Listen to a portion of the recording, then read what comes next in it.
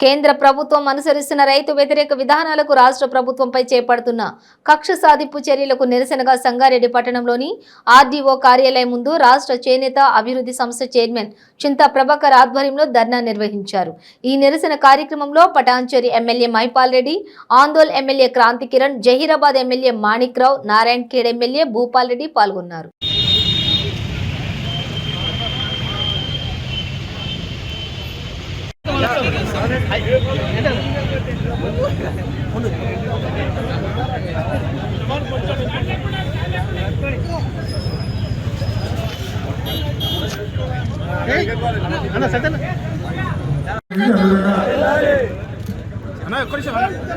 గౌరవ ఎమ్మెల్యేలు, జిల్లా పార్టీ అధ్యక్షుడు, గ్రంథాలయం chairman, DCB chairman,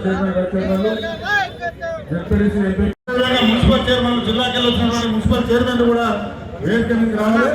Rythu Bandhu జిల్లా అధ్యక్షులు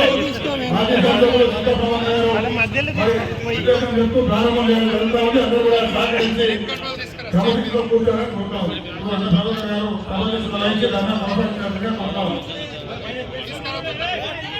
కార్యక్రమాలు చేస్తున్నాం.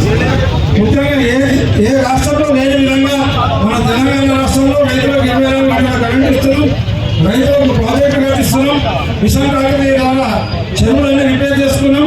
రైతులు పండించిన ప్రతి ఒక్క గింజ కేంద్ర ప్రభుత్వం సహకరించకపోయినా కొనుగోలు చేస్తున్నాం.